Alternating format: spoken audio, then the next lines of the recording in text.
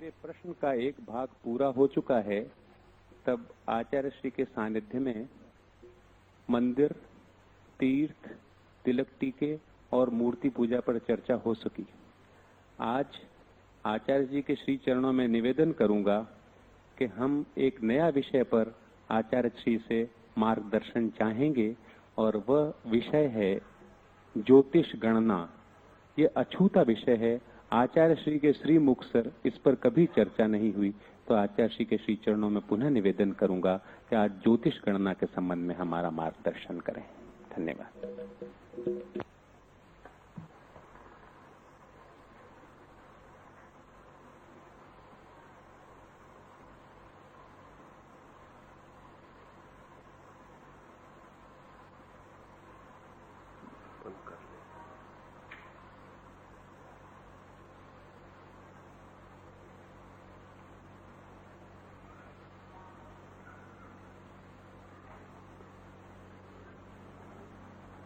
ज्योतिष शायद सबसे पुराना विषय और एक अर्थों में सबसे ज्यादा तिरस्कृत विषय भी है।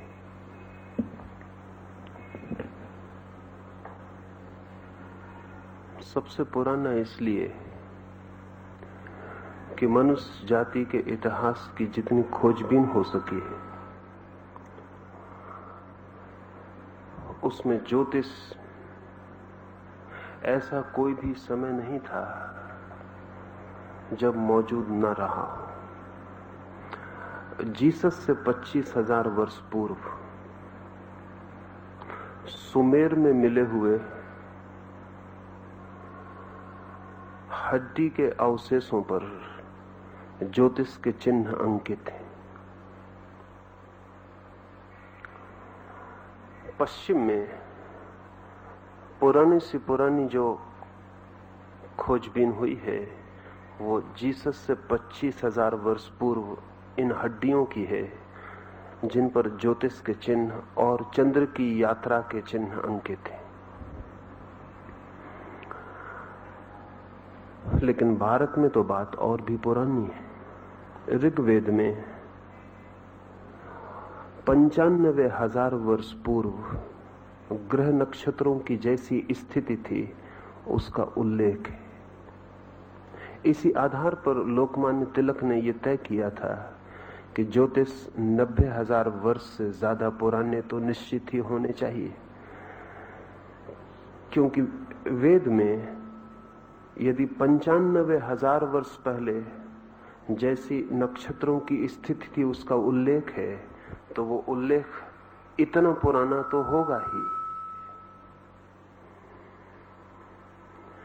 क्योंकि उस समय जो स्थिति थी नक्षत्रों की उसे बाद में जानने का कोई भी उपाय नहीं था। अब हमारे पास ऐसे वैज्ञानिक साधन उपलब्ध हो सके हैं कि हम जान सकें अतीत में कि नक्षत्रों की स्थिति कब कैसी रही होगी।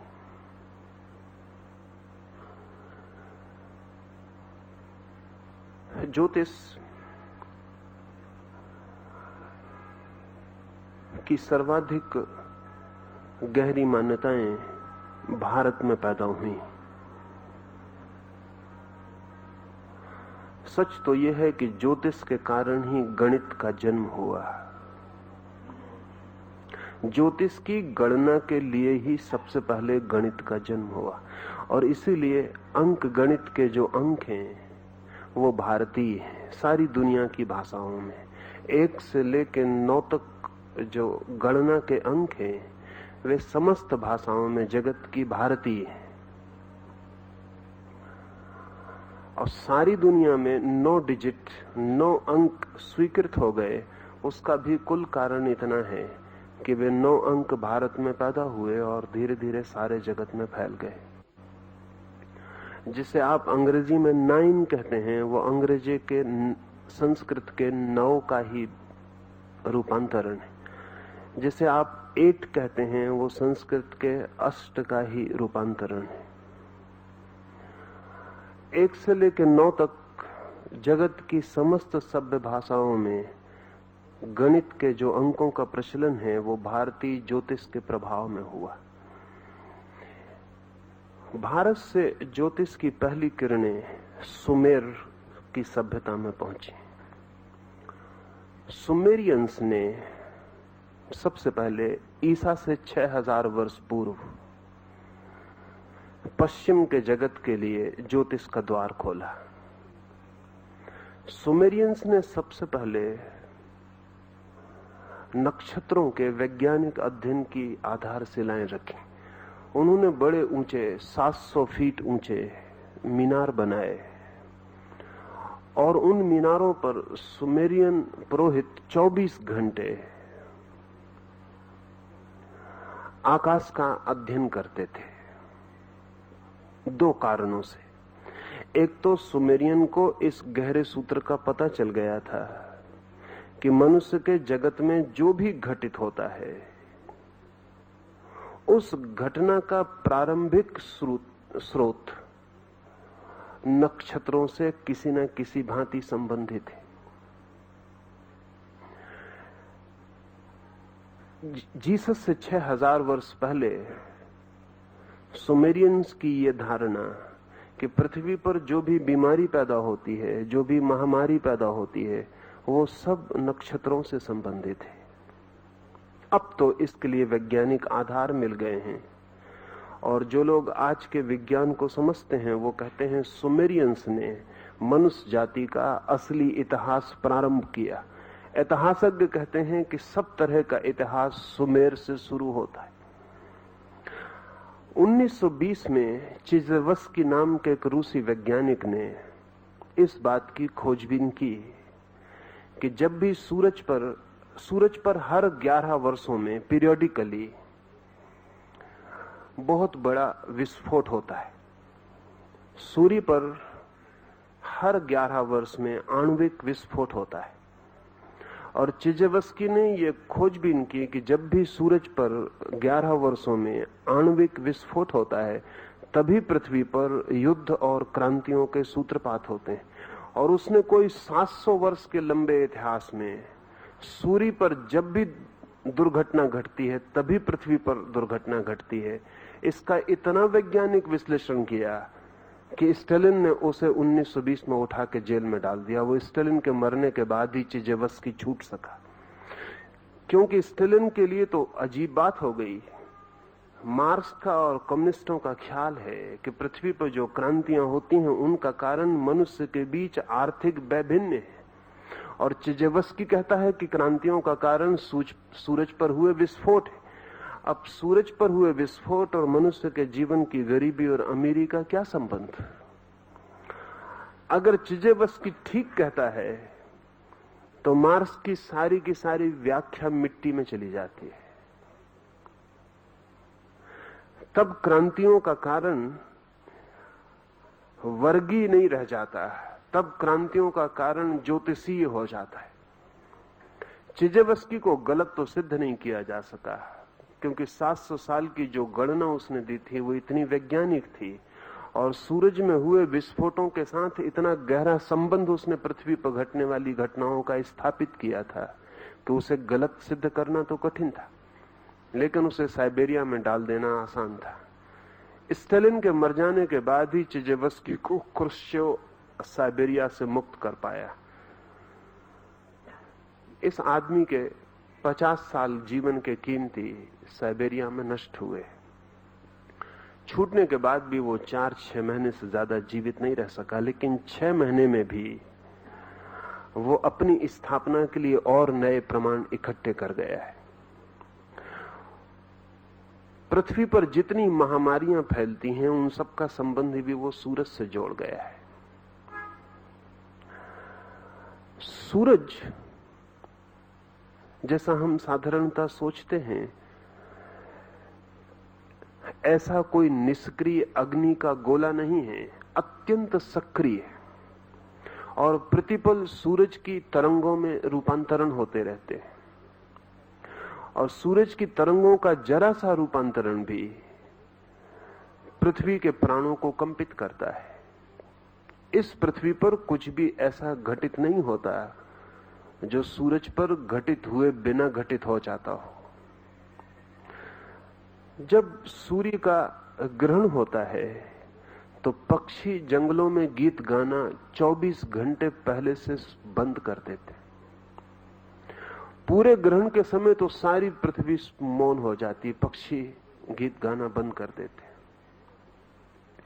सारे जंगलों के जानवर भयभीत हो जाते, किसी बड़ी आशंका से पीड़ित हो जाते। बंदर वृक्षों को छोड़कर नीचे आ जाते हैं, भीड़ लगा के किसी सुरक्षा का उपाय करने लगते हैं। और एक आश्चर्य की बंदर जो निरंतर बातचीत और शोरगुल में लगे रहते हैं, सूर्य ग्रहण के वक्त बंदर इतने मौन हो जाते हैं जितने साधु और सन्यासी भी नहीं होते। चेज़ेवस्की ने ये सारी की सारी बातें स्थापित की। सुमेर में सबसे पहले यह ख्याल पैदा हुआ।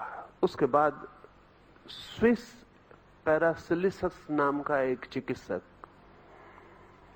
उसने एक बहुत अनूठी मान्यता स्थापित की, और वो मान्यता आज नहीं कल सारे मेडिकल साइंस को बदलने वाली सिद्ध होगी।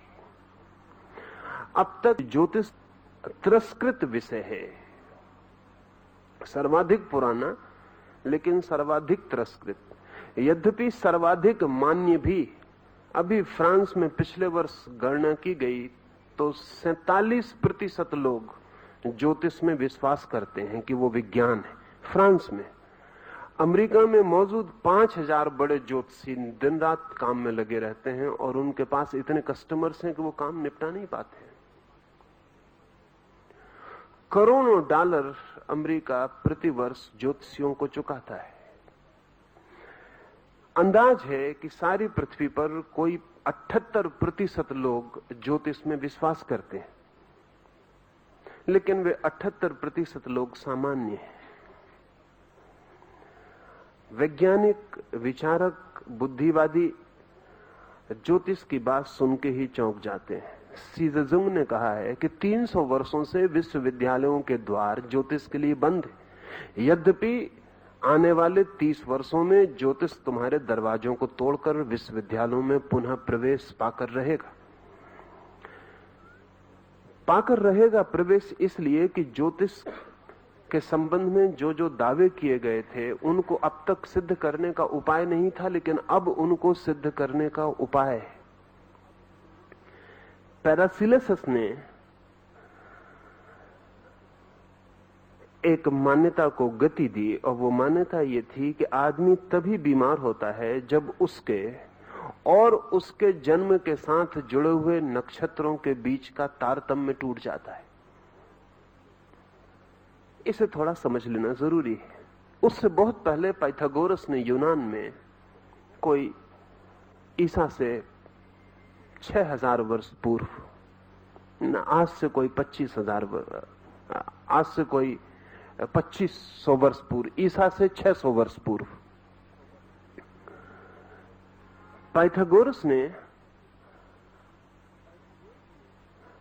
प्लेनेटरी हार्मोनी, ग्रहों के बीच एक संगीत का संबंध है, इसके संबंध में एक बहुत बड़े दर्शन को जन्म दिया था।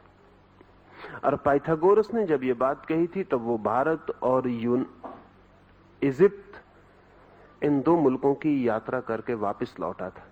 अब पाइथागोरस जब भारत आया तब भारत बुद्ध और महावीर के विचारों से तीव्रता से आप्लावित था। पाइथागोरस हिंदुस्तान से वापस लौट के जो बातें कहा है उसमें उसने महावीर और विशेषकर जैनों के संबंध में बहुत सी बातें महत्वपूर्ण कही। उसने जैनों को जेनोसोफिस्ट कह के पुकारा है। सोफिस्ट का मतलब होता है दार्शनिक, और जैनों का मतलब तो जैन। तो जैन दार्शनिक को पाइथागोरस ने जेनोसोफिस्ट कहा है। नग्न रहते हैं, इस सारी बात की है। पाइथागोरस मानता था कि प्रत्येक नक्षत्र या प्रत्येक ग्रह या उपग्रह जब यात्रा करता है अंतरिक्ष में तो उसकी यात्रा के कारण एक विशेष ध्वनि पैदा होती। प्रत्येक नक्षत्र की गति एक विशेष ध्वनि पैदा करती है और प्रत्येक नक्षत्र की अपनी व्यक्तिगत निजी ध्वनि है। और इन सारे नक्षत्रों की ध्वनियों का एक तालमेल है जिसे वो विश्व की संगीत बद्धता, हार्मनी कहता था। जब कोई मनुष्य जन्म लेता है तब उस जन्म के क्षण में इन नक्षत्रों के बीच जो संगीत की व्यवस्था होती है वो उस मनुष्य के प्राथमिक सरलतम संवेदनशील चित्त पर अंकित हो जाती है। वही उसे जीवन भर स्वस्थ और अस्वस्थ करती है। जब भी वो अपनी उस मौलिक जन्म के साथ पाई गई संगीत व्यवस्था के साथ तालमेल बना लेता है तो स्वस्थ हो जाता है, और जब उसका तालमेल छूट जाता है तो अस्वस्थ हो जाता है। पैरासिलस ने इस संबंध में बड़ा महत्वपूर्ण काम किया। वो किसी मरीज को दवा नहीं देता था जब तक उसकी जन्म कुंडली ना देख ले। और बड़ी हैरानी की बात है कि पैरासिलस ने जन्म कुंडलियां देखकर ऐसे मरीजों को ठीक किया जिनको चिकित्सक कठिनाई में पड़ गए थे और ठीक नहीं कर पाते थे। उसका कहना था, जब तक मैं ये ना जान लूं कि ये व्यक्ति किन नक्षत्रों की स्थिति में पैदा हुआ है, तब तक इसके अंतर संगीत के सूत्र को भी पकड़ना संभव नहीं है। और जब तक मैं ये ना जान लूं कि इसके अंतर संगीत की व्यवस्था क्या है, तो इसे कैसे हम स्वस्थ करें। क्योंकि स्वास्थ्य का क्या अर्थ है, इसे थोड़ा समझ लें। अगर साधारणतः हम चिकित्सक से पूछें कि स्वास्थ्य का क्या अर्थ है, तो वो इतना ही कहेगा, बीमारी का न होना। पर उसकी परिभाषा नेगेटिव है, नकारात्मक है। और ये दुखद बात है कि स्वास्थ्य की परिभाषा हमें बीमारी से करनी पड़े। स्वास्थ्य तो पॉजिटिव चीज है, बीमारी नेगेटिव है, नकारात्मक है। स्वास्थ्य तो स्वभाव है, बीमारी तो आक्रमण है। तो स्वास्थ्य की परिभाषा हमें बीमारी से करनी पड़े, ये बात अजीब है। घर में रहने वाले की परिभाषा मेहमान से करनी पड़े तो बात अजीब है। स्वास्थ्य तो हमारे साथ है, बीमारी कभी होती है। स्वास्थ्य तो हम लेकर पैदा होते हैं, बीमारी उस पर आती है। पर हम स्वास्थ्य की परिभाषा अगर चिकित्सकों से पूछें तो वो यही कह पाते हैं कि बीमारी नहीं है तो स्वस्थ है। पैरासिलिस कहता था ये व्याख्या गलत है, स्वास्थ्य की पॉजिटिव डेफिनेशन होनी चाहिए। पर उस पॉजिटिव डेफिनेशन को, उस विधायक व्याख्या को कहां से पकड़ेंगे। तब पैरासिलिस कहता था, जब तक हम तुम्हारे अंतर्निहित संगीत को न जान लें, वही तुम्हारा स्वास्थ्य है, तब तक हम ज्यादा से ज्यादा तुम्हारी बीमारियों से तुम्हारा छुटकारा करवा सकते हैं। लेकिन हम एक बीमारी से तुम्हें छुड़ाएंगे और तुम दूसरी बीमारी को तत्काल पकड़ लोगे, क्योंकि तुम्हारे भीतरी संगीत के संबंध में कुछ भी नहीं किया जा सका। असली बात तो वही थी कि तुम्हारा भीतरी संगीत स्थापित हो जाए। इस संबंध में पैरासिलिस को हुए तो कोई 500 वर्ष होते हैं। उसकी बात भी खो गई थी। लेकिन अब पिछले 20 वर्षों में 1950 के बाद दुनिया में ज्योतिष का पुनर्आविर्भाव हुआ है। और आपको जान के हैरानी होगी कि कुछ नए विज्ञान पैदा हुए हैं जिनके संबंध में कुछ आपसे कह दूं तो फिर पुराने विज्ञान को समझना आसान हो जाएगा। 1950 में एक नई साइंस का जन्म हुआ। उस साइंस का नाम है कॉस्मिक केमिस्ट्री, ब्रह्म रसायन। उसको जन्म देने वाला आदमी है जियाजार्जी गियोर्डी। यह आदमी इस सदी के कीमती से कीमती थोड़े से आदमियों में एक है। इस आदमी ने वैज्ञानिक आधारों पर प्रयोगशालाओं में अनंत प्रयोगों को करके यह सिद्ध किया है कि जगत, पूरा जगत एक ऑर्गेनिक यूनिटी है। पूरा जगत एक शरीर है। और अगर मेरी उंगली बीमार पड़ जाती है तो मेरा पूरा शरीर प्रभावित होता है। शरीर का अर्थ होता है कि टुकड़े अलग अलग नहीं है, संयुक्त हैं, जीवंत रूप से इकट्ठे हैं। अगर मेरी आंख में तकलीफ होती है तो मेरे पैर का अंगूठा भी अनुभव करता है। और अगर मेरे पैर को चोट लगती है तो मेरे हृदय को भी खबर मिलती है। और अगर मेरा मस्तिष्क रुग्ण हो जाता है तो मेरा शरीर पूरा का पूरा बेचैन हो जाएगा, और अगर मेरा पूरा शरीर नष्ट कर दिया जाए तो मेरे मस्तिष्क को खड़े होने के लिए जगह मिलनी मुश्किल हो जाएगी। मेरा शरीर एक ऑर्गेनिक यूनिटी है, एक एकता है जीवंत। उसमें कोई भी एक चीज को छुओ तो सब प्रवाहित होता है, सब प्रभावित हो जाता है। कॉस्मिक केमिस्ट्री कहती है कि पूरा ब्रह्मांड एक शरीर है, उसमें कोई भी चीज अलग अलग नहीं है, सब संयुक्त है। इसलिए कोई तारा कितने ही दूर क्यों ना हो, वो भी जब बदलता है तो हमारे हृदय की गति को बदल जाता है। और सूरज चाहे कितने ही फासले पे क्यों ना हो, जब वो ज्यादा उत्तप्त होता है तो हमारे खून की धाराएं बदल जाती हैं।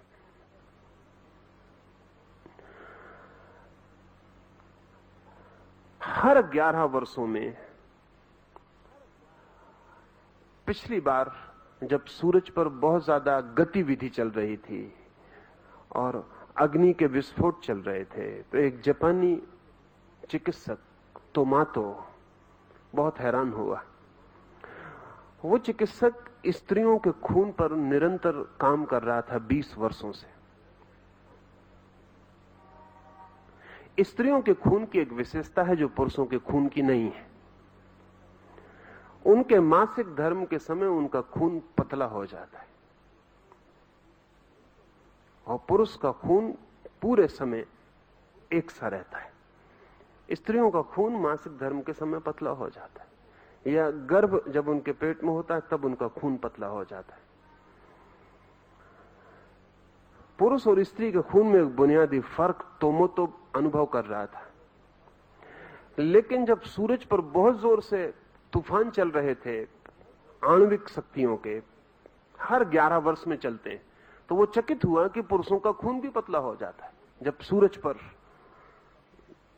आणविक तूफान चलता है तब पुरुष का खून भी पतला हो जाता है।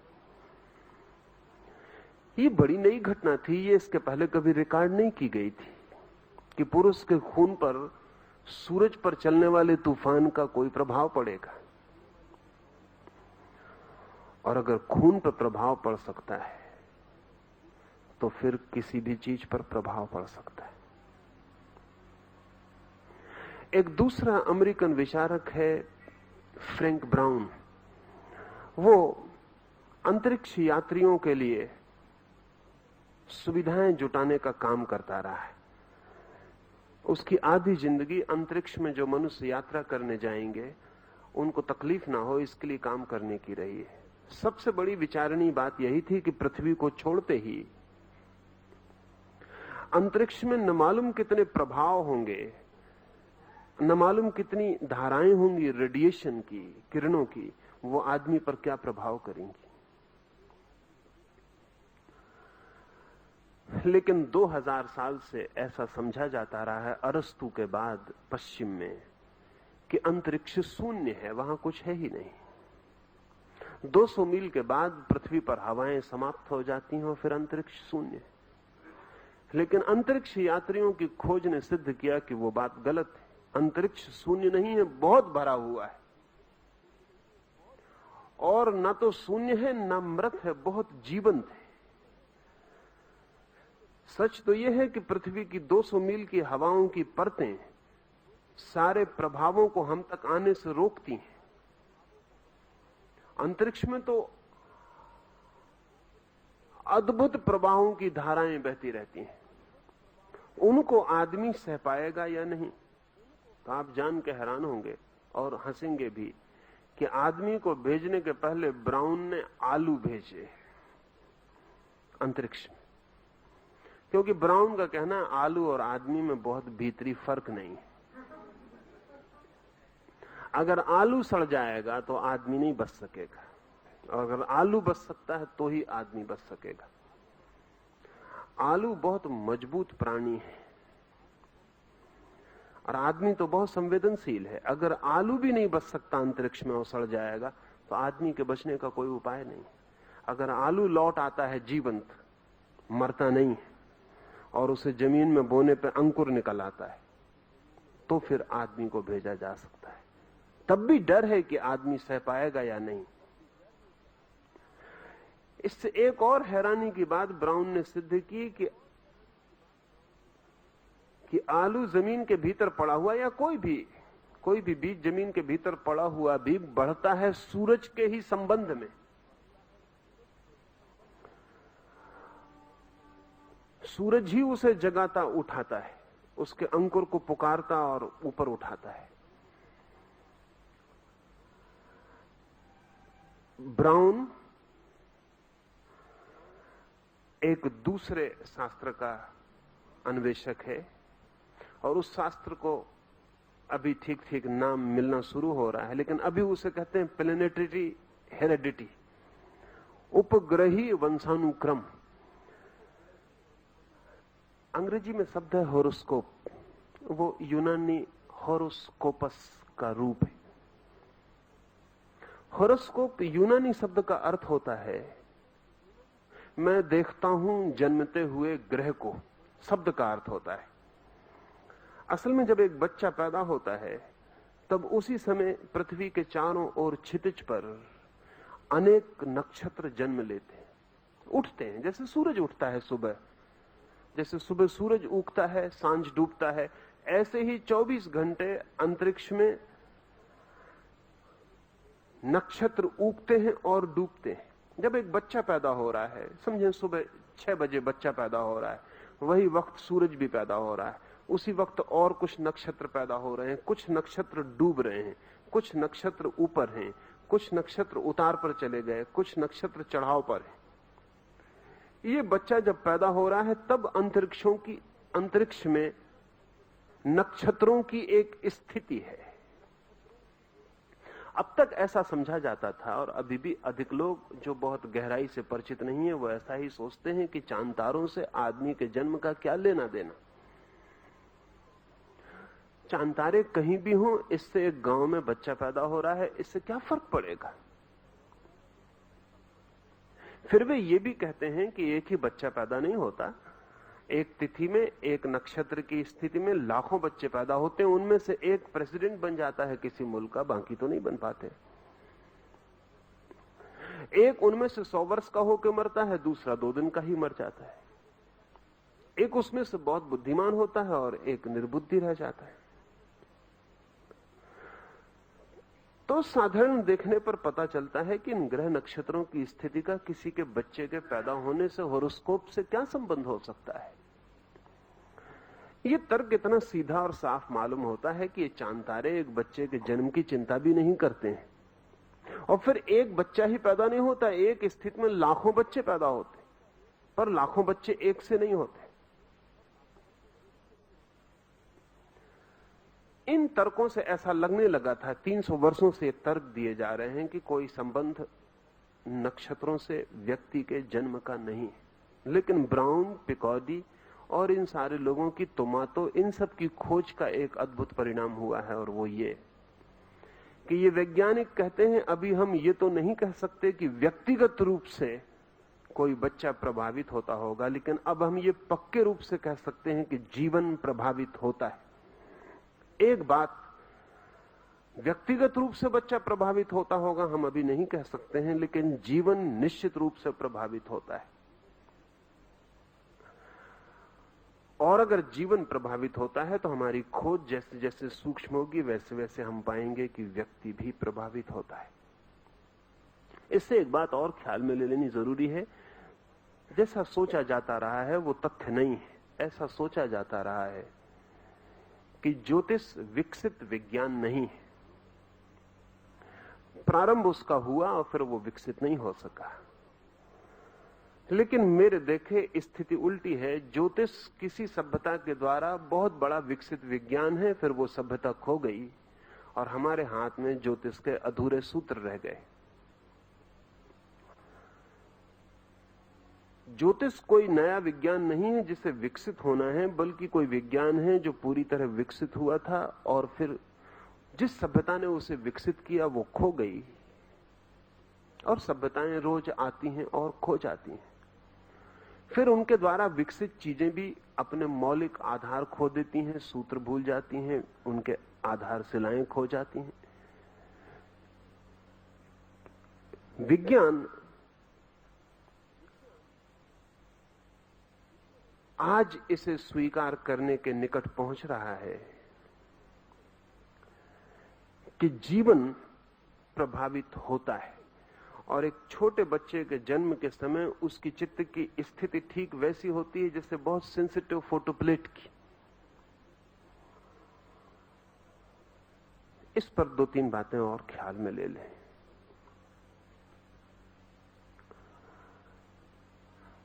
ताकि समझ में आ सके कि जीवन प्रभावित होता है, और अगर जीवन प्रभावित होता है तो ही ज्योतिष की कोई संभावना निर्मित होती, अन्यथा निर्मित नहीं होती। जुड़वा बच्चों को समझने की थोड़ी कोशिश करें। 2 तरह के जुड़वा बच्चे होते हैं। एक तो जुड़वा बच्चे होते हैं जो एक ही अंडे से पैदा होते हैं, और दूसरे जुड़वा बच्चे होते हैं जो होते तो जुड़वा हैं लेकिन 2 अंडों से पैदा होते हैं। मां के पेट में 2 अंडे होते हैं, 2 बच्चे पैदा होते हैं। कभी कभी एक ही अंडा होता है और एक अंडे के भीतर 2 बच्चे होते हैं। एक अंडे से जो 2 बच्चे पैदा होते हैं वो बड़े महत्वपूर्ण हैं, क्योंकि उनके जन्म का क्षण बिल्कुल एक होता है। 2 अंडों से जो बच्चे पैदा होते हैं वो जुड़वा हम कहते जरूर हैं, लेकिन उनके जन्म का क्षण एक नहीं होता। और एक बात समझ लें कि जन्म दोहरी बात है। जन्म का पहला अर्थ तो है गर्भाधारण। ठीक जन्म तो उस दिन होता है जिस दिन मां के पेट में गर्भ आरोपित होता है। ठीक जन्म, जिसको आप जन्म कहते हैं, वो नंबर 2 का जन्म है, जब बच्चा मां के पेट से बाहर आता है। अगर हमें ज्योतिष की पूरी खोजबीन करनी हो, जैसा कि हिंदुओं ने की थी, अकेले हिंदुओं ने की थी और उसके बड़े उपयोग किए थे, तो असली सवाल ये नहीं कि बच्चा कब पैदा होता है। असली सवाल यह है कि बच्चा कब गर्भ में प्रारंभ करता है अपनी यात्रा, गर्भ कब निर्मित होता है, क्योंकि ठीक जन्म वही है। इसलिए हिंदुओं ने तो यह भी तय किया था कि ठीक जिस भांति के बच्चे को जन्म देना हो, उस भांति के ग्रह नक्षत्र में यदि संभोग किया जाए और गर्भाधारण हो जाए तो उस तरह का बच्चा पैदा होगा। अब इसमें मैं थोड़ा पीछे आपको कुछ कहूंगा, क्योंकि इस संबंध में भी काफी काम इधर हुआ है और बहुत सी बातें साफ हुई हैं। साधारणतः हम सोचते हैं कि एक बच्चा सुबह 6 बजे पैदा होता है, तो 6 बजे पैदा होता है, इसलिए 6 बजे प्रभात में जो नक्षत्रों की स्थिति होती है उससे प्रभावित होता है।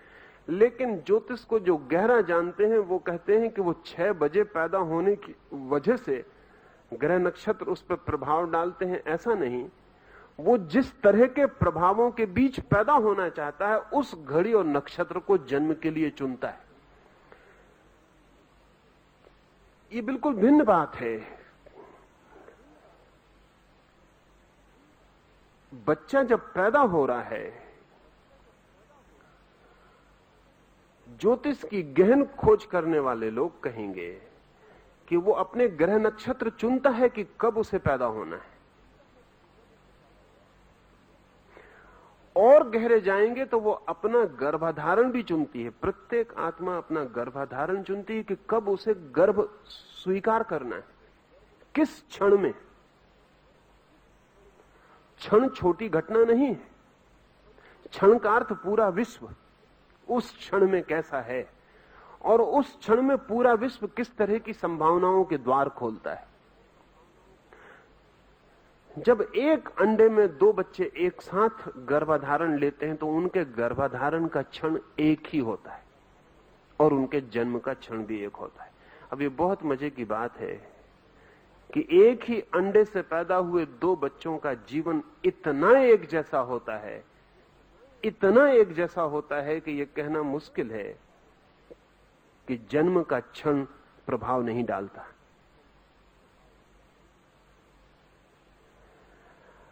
एक अंडे से पैदा हुए दो बच्चे, उनका आईक्यू, उनका बुद्धिमाप करीब करीब बराबर होता है, और जो थोड़ा सा भेद दिखता है, वो जो जानते हैं वो कहते हैं वो हमारे मेजरमेंट की गलती के कारण। अभी तक हम ठीक मापदंड विकसित नहीं कर पाए हैं जिनसे हम बुद्धि का अंक नाप सकें। थोड़ा सा जो भेद कभी पड़ता है वो हमारे तराजू की भूल चूक है। अगर एक अंडे से पैदा हुए दो बच्चों को बिल्कुल अलग अलग पाला जाए तो भी उनके बुद्धि अंक में कोई फर्क नहीं पड़ता। एक को हिंदुस्तान में पाला जाए और एक को चीन में पाला जाए, कभी एक दूसरे को पता भी न चलने दिया जाए। ऐसी कुछ घटनाएं घटी हैं जब दोनों बच्चे अलग अलग बड़े हुए, लेकिन उनके बुद्धि अंक में कोई फर्क नहीं पड़ता। बड़ी हैरानी की बात है, बुद्धि अंक तो ऐसी चीज है कि जन्म की पोटेंशियलिटी से जुड़ी है, लेकिन वो जो चीन में जुड़वा बच्चा है एक ही अंडे का, जब उसको जुकाम होगा तब जो भारत में बच्चा है उसको भी जुकाम हो जाए।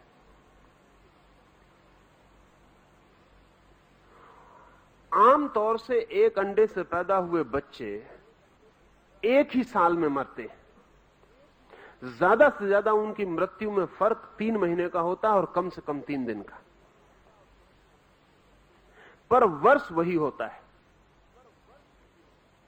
अब तक ऐसा नहीं हो सका कि एक ही अंडे से पैदा हुए दो बच्चे की मृत्यु के बीच वर्ष का फर्क पड़ा हो। 3 महीने से ज्यादा का फर्क नहीं पड़ता है। अगर एक बच्चा मर गया है तो हम मान सकते हैं कि 3 दिन के बाद और 3 महीने के बीच दूसरा बच्चा मर जाएगा।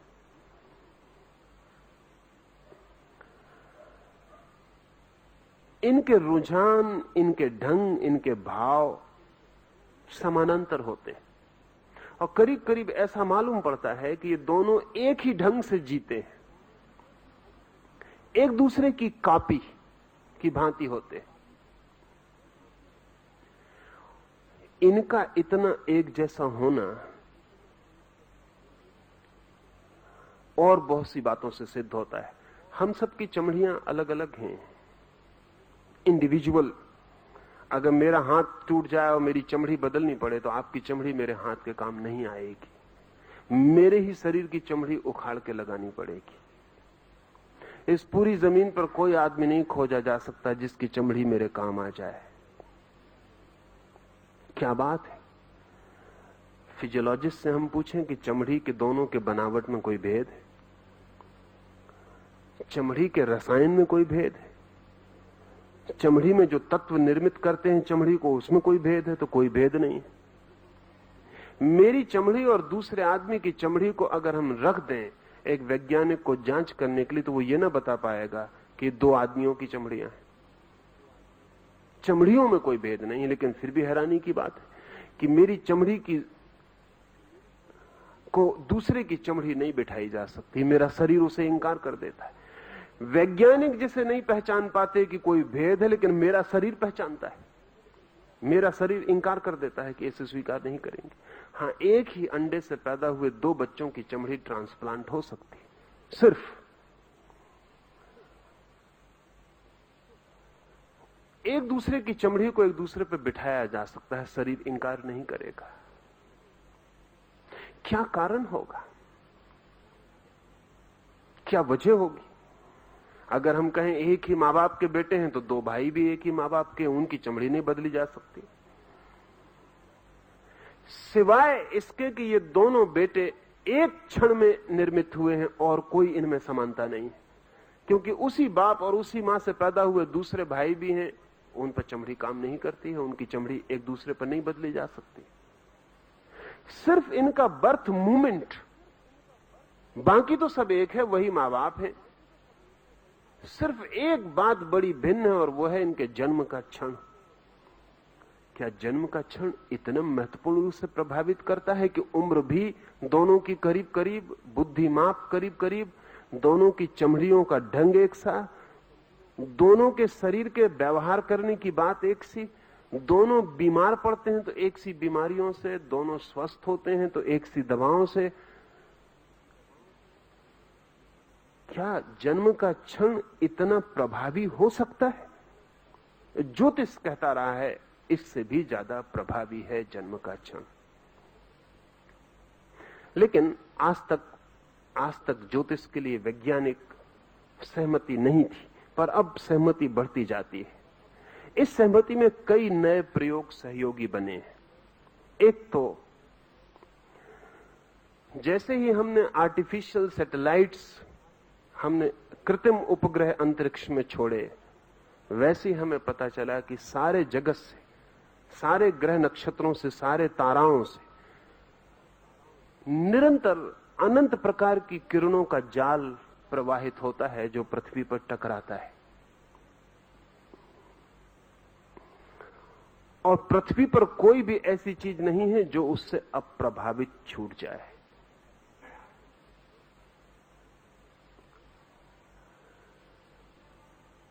हम जानते हैं कि चांद से समुद्र प्रभावित होता है, लेकिन हमें ख्याल नहीं है कि समुद्र में पानी और नमक का जो अनुपात है वही आदमी के शरीर में पानी और नमक का अनुपात है, द सेम प्रोपोर्शन।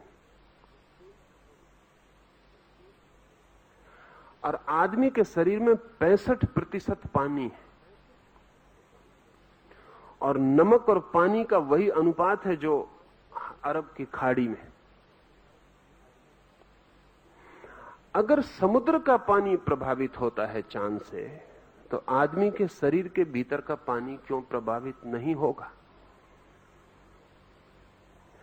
अभी इस संबंध में जो खोजबीन हुई उसमें 2-3 तथ्य ख्याल में ले लेने जैसे हैं। वो ये कि पूर्णिमा के निकट आते आते सारी दुनिया में पागलपन की संख्या बढ़ती है। अमावस के दिन दुनिया में सबसे कम लोग पागल होते हैं, पूर्णिमा के दिन सर्वाधिक। चांद के बढ़ने के साथ अनुपात पागलों का बढ़ना शुरू होता है। पूर्णिमा के दिन पागलखानों में सर्वाधिक लोग प्रवेश करते हैं और अमावस के दिन पागलखानों से सर्वाधिक लोग बाहर जाते हैं। अब तो इसके स्टैटिस्टिक्स उपलब्ध हैं। अंग्रेजी में शब्द है लूनाटिक। लूनाटिक का मतलब होता है चांद मारा, लूनार। हिंदी में भी पागल के लिए चांद मारा शब्द है, बहुत पुराना शब्द। और लूनाटिक भी कोई 3000 साल पुराना शब्द है। कोई 3000 साल पहले भी आदमियों को ख्याल था कि चांद पागल के साथ कुछ ना कुछ करता है।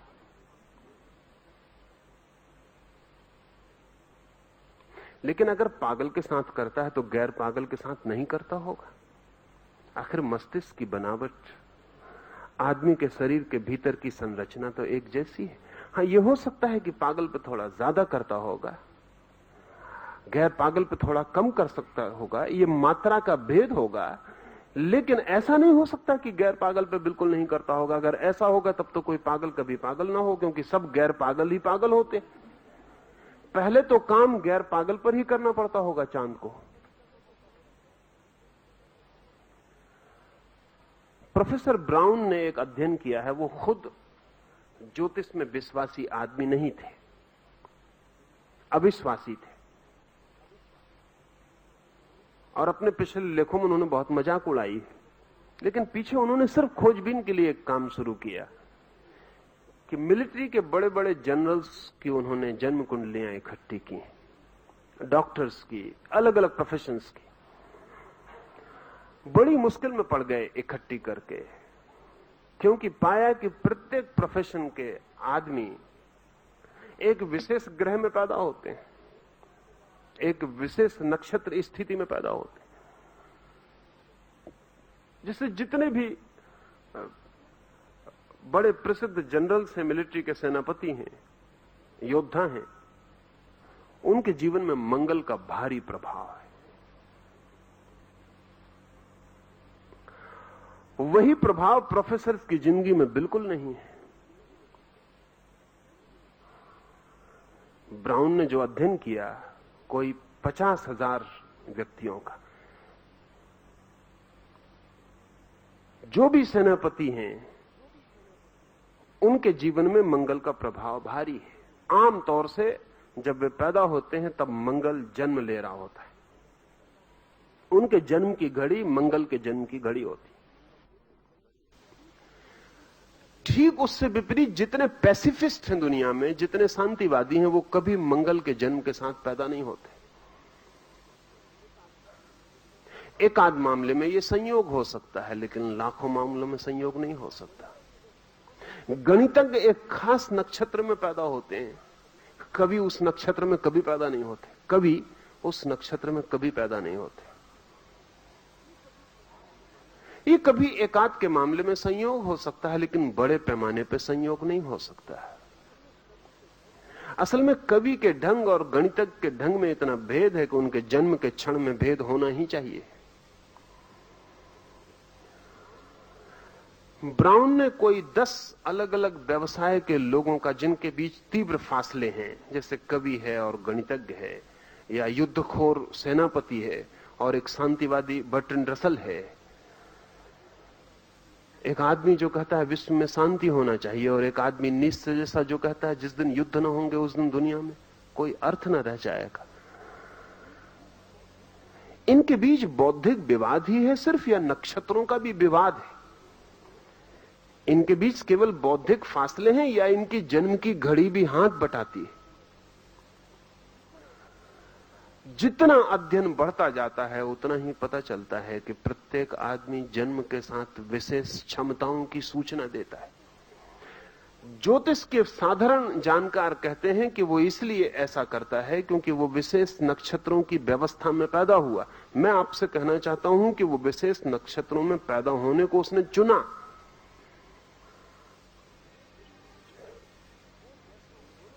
वो जैसा होना सकता था, जो उसके होने की आंतरिक संभावना थी, जो उसके पिछले जन्मों का पूरा रूप था, जो उसकी संयोजित अर्जित चेतना थी, वो इस नक्षत्र में ही पैदा होगी।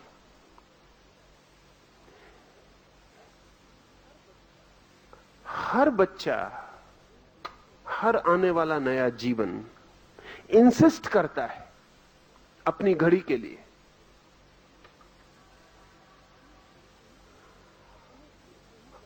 अपनी घड़ी में ही पैदा होना चाहता है, अपनी ही घड़ी में गर्भाधान लेना चाहता है। दोनों अन्योन्याश्रित हैं, इंटरडिपेंडेंट हैं। मैंने आपसे कहा कि जैसे समुद्र का पानी प्रभावित होता है, सारा जीवन पानी से निर्मित है। पानी के बिना कोई जीवन की संभावना नहीं है। यूनान में पुराने दार्शनिक कहते थे पानी से जीवन, या पुराने भारतीय और चीनी और दूसरे दुनिया की मैथोलॉजीज भी कहती हैं पानी से जीवन का जन्म। आज एवोल्यूशनर को मानने वाले, विकास को मानने वाले वैज्ञानिक भी कहते हैं कि जीवन का जन्म पानी से। शायद पहला जीवन काई, वो जो पानी पर जम जाती है, वही जीवन का पहला रूप, फिर आदमी तक विकास।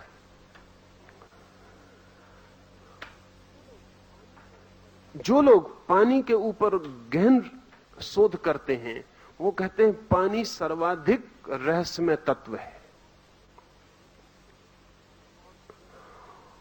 और जगत से, अंतरिक्ष से, तारों का जो भी प्रभाव आदमी तक पहुंचता है उसमें मीडियम, माध्यम पानी है। आदमी के शरीर के जल को ही प्रभावित करके कोई भी रेडिएशन, कोई भी विकिरणन मनुष्य में प्रवेश करता है। जल पर बहुत काम हो रहा है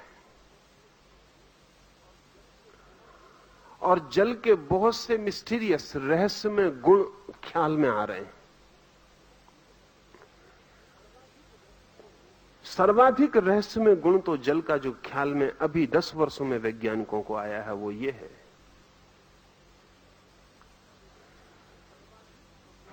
कि सर्वाधिक संवेदनशीलता जल के पास है, सबसे ज्यादा सेंसिटिव है।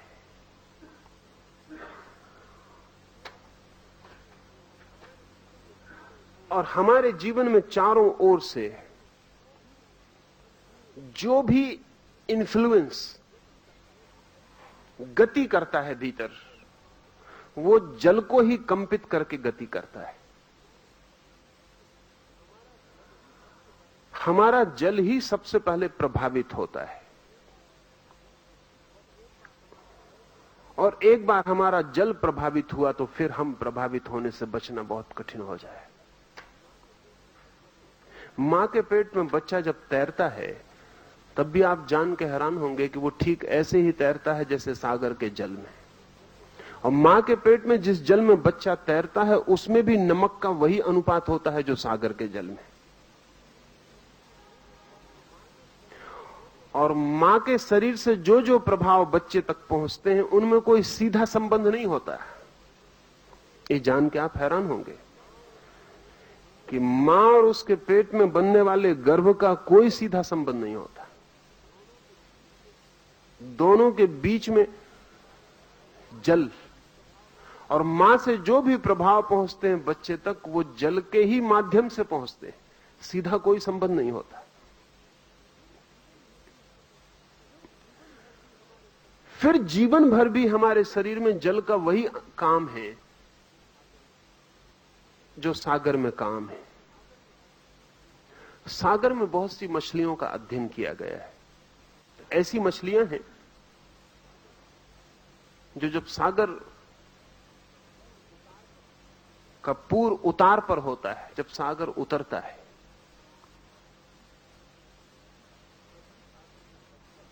तभी सागर के तट पर आकर अंडे रख जाती हैं। सागर उतर रहा है वापस, मछलियां रेत में आएंगी, सागर की लहरों पर सवार होकर अंडे देंगी, सागर की लहरों पर वापस लौट जाएंगी। 15 दिन में सागर की लहरें फिर उस जगह आएंगी, तब तक अंडे फूटकर उनके चूजे बाहर आ गए होंगे। आने वाली लहरें उन चूजों को वापस सागर में ले जाएंगी। जिन वैज्ञानिकों ने इन मछलियों का अध्ययन किया है वो बड़े हैरान हुए, क्योंकि मछलियां सदा ही उस समय अंडे देने आती हैं जब सागर का तूफान उतरता होता है। अगर वो चढ़ते तूफान में अंडे दे दें तो अंडे तो तूफान में बह जाएंगे। वो अंडे तभी देती जब तूफान उतरता होता है। एक एक स्टेप सागर की लहरें पीछे हटती जाती। वो जहां अंडे देती हैं वहां लहर दोबारा नहीं आती फिर, नहीं तो लहर अंडे बहा ले जाएगी। वैज्ञानिक बहुत परेशान रहे कि इन मछलियों को कैसे पता चलता है कि सागर अब उतरेगा। सागर की उतरने की घड़ी आ गई, क्योंकि जरा सी भी भूल चूक समय की और अंडे तो सब बह जाएंगे। और उन्होंने भूल चूक कभी नहीं की लाखों साल में, नहीं तो वो खत्म हो गई होती मछलियां। उन्होंने कभी भूल की ही नहीं। पर इन मछलियों के पास क्या उपाय है जिनसे ये जान पाती? इनके पास कौन सी इंद्री है जो इनको बताती है कि अब सागर उतरेगा? लाखों मछलियां एक क्षण में पूरे किनारे पर इकट्ठी हो जाएंगी। इनके पास जरूर कोई संकेत लिपि, इनके पास कोई सूचना का यंत्र होना ही चाहिए। करोड़ों मछलियां दूर दूर हजारों मील के सागर तट पे इकट्ठे होकर अंडे रख जाएंगी एक खास घड़ी में। जो अध्ययन करते हैं वो कहते हैं कि चांद के अतिरिक्त और कोई उपाय नहीं। चांद से इनको जो संवेदनाएं मिलती हैं, मछलियों को उन संवेदनाओं से पता चलता है कि कब उतार पर, कब चढ़ाव पर। चांद से जो उन्हें धक्के मिलते हैं, उन्हीं धक्कों के अतिरिक्त और कोई रास्ता नहीं है कि उनको पता चल जाए। यह भी हो सकता है कुछ का ख्याल था कि सागर की लहरों से कुछ पता चलता होगा, तो वैज्ञानिकों ने इन मछलियों को ऐसी जगह रखा जहां सागर में लहर ही नहीं है, झील पर रखा, अंधेरे कमरों में पानी में रखा। लेकिन बड़ी हैरानी की बात है, जब चांद ठीक घड़ी पर आया, अंधेरे में बंद है मछलियां, उनको चांद का कोई पता नहीं, आकाश का कोई पता नहीं। जब चांद ठीक जगह पर आया, जब समुद्र की मछलियां जाके तट पर अंडे देने लगी, तब उन मछलियों ने पानी में ही अंडे दे दिए। उनका पानी में ही अंडे छोड़ देना, क्योंकि कोई तट नहीं, कोई किनारा नहीं,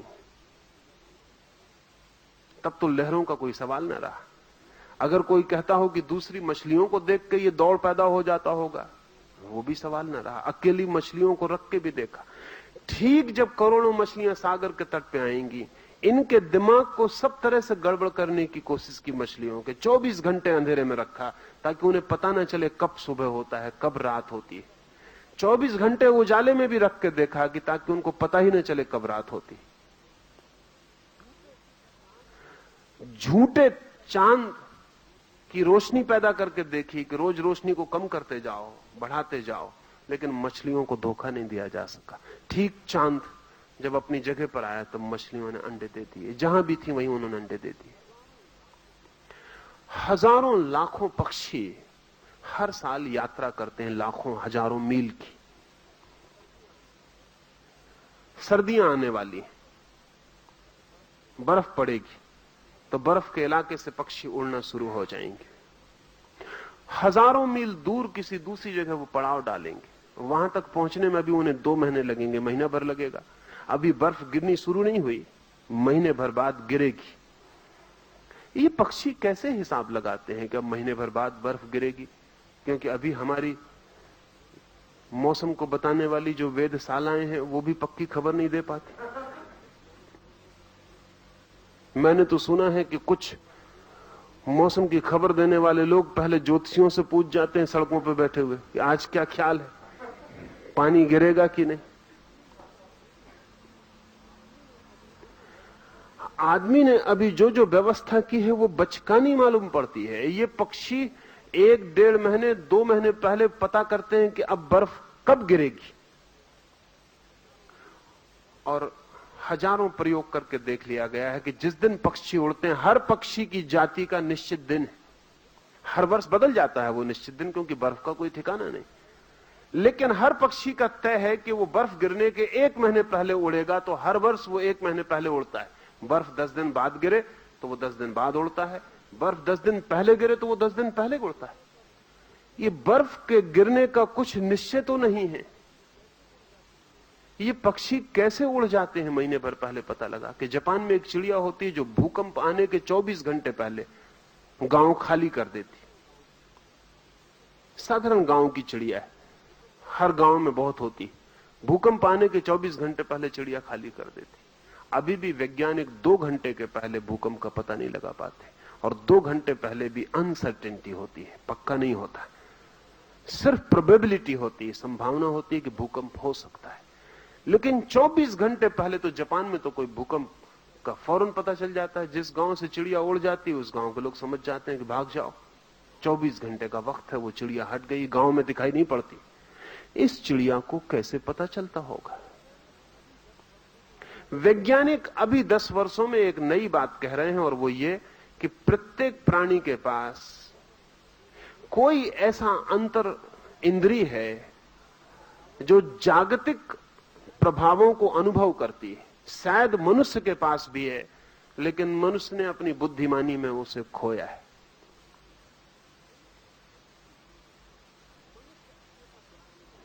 मनुष्य अकेला प्राणी है जगत पर जिसके पास बहुत सी चीजें हैं जो उसने बुद्धिमानी में खो दी, और बहुत सी चीजें जो उसके पास नहीं थी उसने बुद्धिमानी में उनको पैदा करके खतरा मोल ले लिया। जो है उसे खो दिया है, जो नहीं है उसे बना लिया है।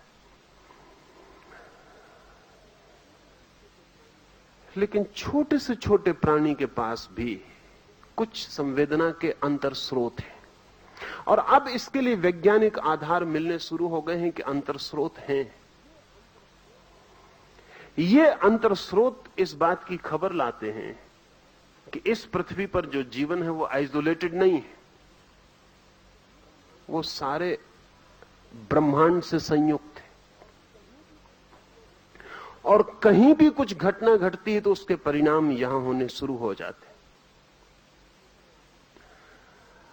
जैसा मैं आपसे कह रहा था पेरिसेलस का, आधुनिक चिकित्सक भी इस नतीजे पर पहुंच रहे हैं कि जब भी सूर्य पर अनेक बार धब्बे प्रकट होते हैं, ऐसे भी सूर्य पर कुछ धब्बे, डॉट्स, स्पॉट्स होते हैं। कभी वो बढ़ जाते हैं, कभी वो कम हो जाते हैं। जब सूर्य पर स्पॉट्स बढ़ जाते हैं तो जमीन पर बीमारियां बढ़ जाती हैं, और जब सूर्य पर स्पॉट्स कम हो जाते हैं तो जमीन पर बीमारियां कम हो जाती हैं। और जमीन से हम बीमारियां कभी ना मिटा सकेंगे जब तक सूर्य के स्पॉट्स कायम है।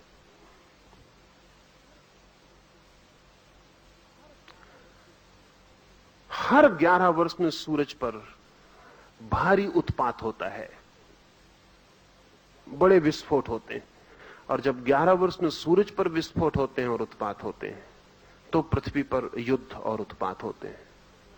पृथ्वी पर युद्धों का जो क्रम है वो हर 10 वर्ष का है। महामारियों का जो क्रम है वो 10 और 11 वर्ष के बीच का है। क्रांतियों का जो क्रम है 10 और 11 वर्ष के बीच का है। एक बार ख्याल में आना शुरू हो जाए कि हम अलग और पृथक नहीं हैं, संयुक्त हैं, ऑर्गेनिक हैं, तो फिर ज्योतिष को समझना आसान हो जाएगा। इसलिए मैं ये सारी बातें आपसे कह रहा हूं।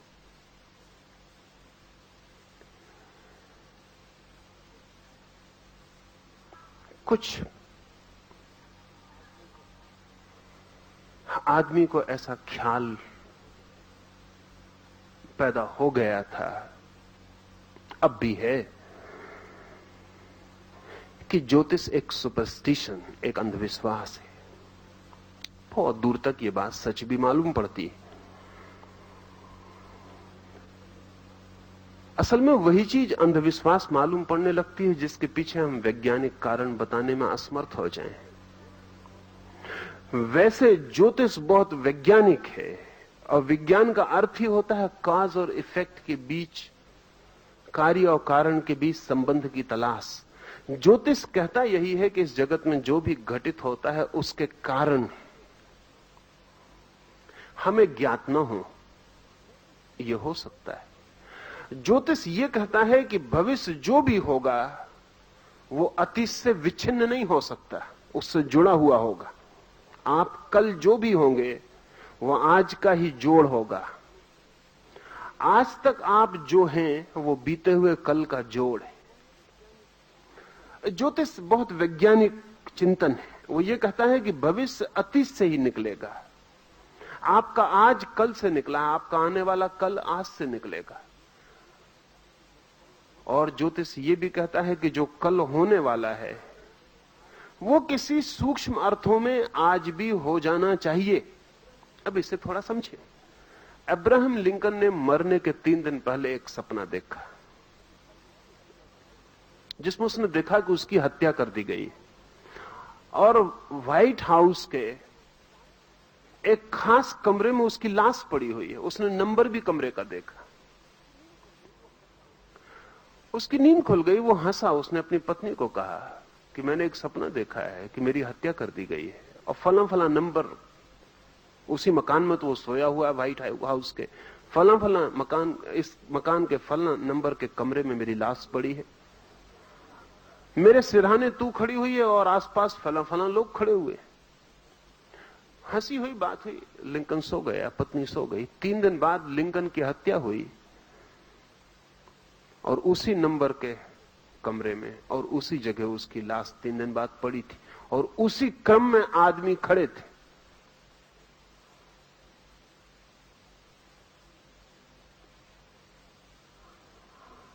अगर 3 दिन बाद जो होने वाला है वो किसी अर्थों में आज ही न हो गया हो, तो उसका सपना कैसे निर्मित हो सकता है? उसकी सपने में झलक भी कैसे मिल सकती है? सपने में झलक तो उसी बात की मिल सकती है जो किसी अर्थ में अभी भी कहीं मौजूद हो, तो हम उसके ग्लिम्प्स, खिड़की खोलें और हमें दिखाई पड़ जाए, लेकिन खिड़की के बाहर मौजूद हो, लेकिन कहीं मौजूद हो। ज्योतिष का मानना है भविष्य हमारा अज्ञान है, इसलिए भविष्य है। अगर हमें ज्ञान हो तो भविष्य जैसी कोई घटना नहीं है, वो अभी भी कहीं मौजूद है।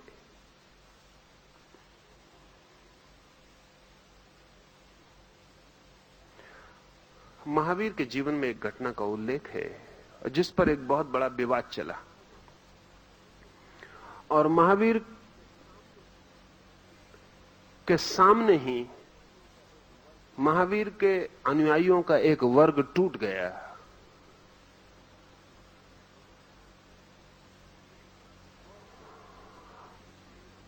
और 500 महावीर के मुनियों ने अलग पंथ का निर्माण कर लिया उसी बात से। महावीर कहते थे जो हो रहा है वो एक अर्थ में हो ही गया। जो हो रहा है वो एक अर्थ में हो ही गया। अगर आप चल पड़े तो एक अर्थ में पहुंच ही गए।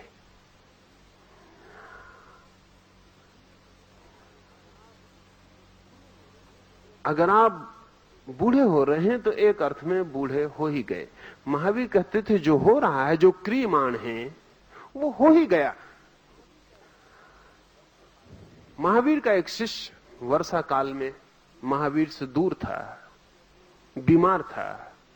उसने अपने एक शिष्य को कहा कि मेरे लिए चटाई बिछा दो। उसने चटाई बिछानी शुरू की। मुड़ी हुई गोल लपटी हुई चटाई को उसने थोड़ा सा खोला।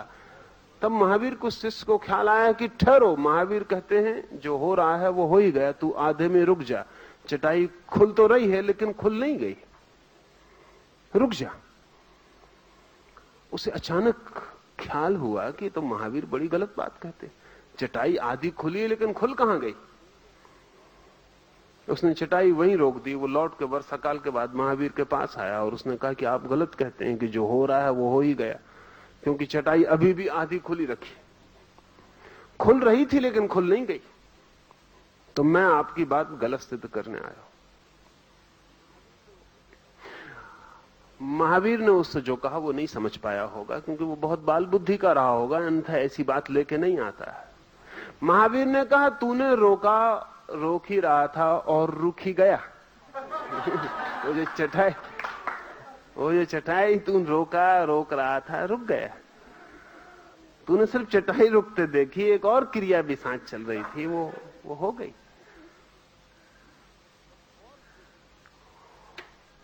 और फिर कब तक तेरी चटाई रुकी रहेगी?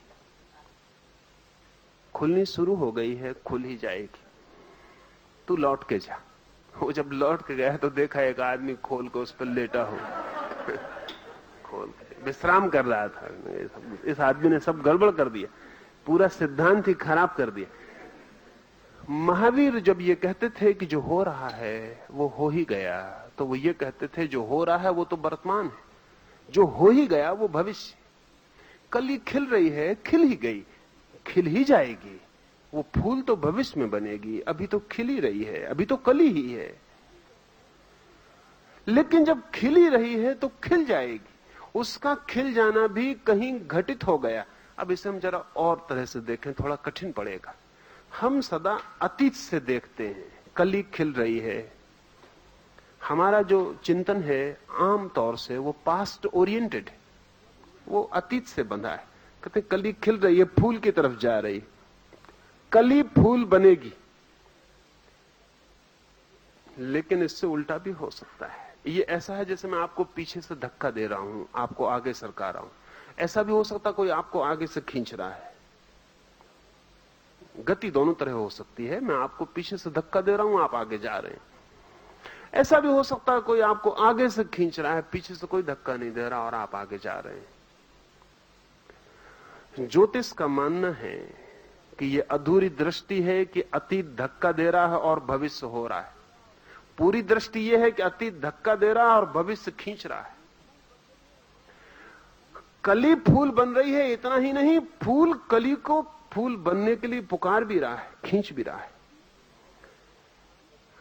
अतीत पीछे है, भविष्य आगे है, अभी वर्तमान के क्षण में एक कली है। पूरा अतीत धक्का दे रहा है, खुल जाओ, पूरा भविष्य आवाहन दे रहा है, खुल जाओ। अतीत और भविष्य दोनों के दबाव में कली फूल बनेगी।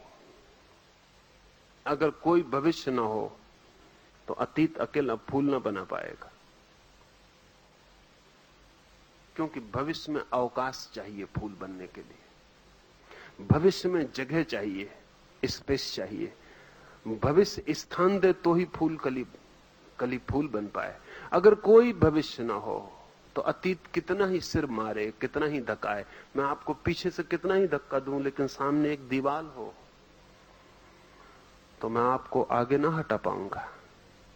आगे जगह चाहिए, मैं धक्का दूं और आगे की जगह आपको स्वीकार कर ले, आमंत्रण दे दे कि आ जाओ, अतिथि बना ले, तो ही मेरा धक्का सार्थक हो पाए। मेरे धक्के के लिए भविष्य में जगह चाहिए। अतीत काम करता है, भविष्य जगह देता है। ज्योतिष की दृष्टि यह है कि अतीत पर खड़ी हुई दृष्टि अधूरी है, आधी वैज्ञानिक है। भविष्य पूरे वक्त पुकार रहा है, पूरे वक्त खींच रहा है, हमें पता नहीं है, हमें दिखाई नहीं पड़ता है। ये हमारी आंख की कमजोरी है, हमारी दृष्टि की कमजोरी। हम दूर नहीं देख पाते, हमें कल कुछ भी दिखाई नहीं पड़ता। कृष्णमूर्ति की जन्म कुंडली देखें कभी तो हैरान होंगे। अगर एनी बिसेंट ने और लीडबीटर ने फिक्र की होती और कृष्णमूर्ति की जन्म कुंडली देख ली होती तो भूल के भी कृष्णमूर्ति के साथ मेहनत नहीं करनी चाहिए थी, क्योंकि जन्म कुंडली में साफ है बात कि कृष्णमूर्ति जिस संगठन से संबंधित होंगे उस संगठन को नष्ट करने वाले होंगे, जिस संस्था से संबंधित होंगे वो संस्था को विसर्जित करवा देंगे, जिस संगठन के सदस्य बनेंगे वो संगठन मर जाएगा। लेकिन एनी बिसेंट भी मानने को तैयार नहीं होती। कोई सोच भी नहीं सकता था, लेकिन हुआ यही।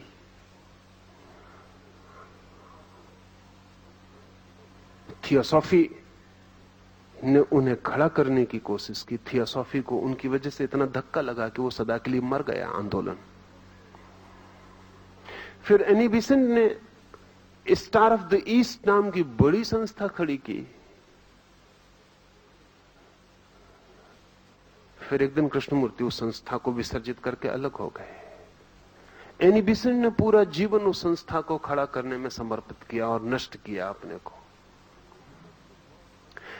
लेकिन उसमें कृष्णमूर्ति का भी कुछ बहुत हाथ नहीं है।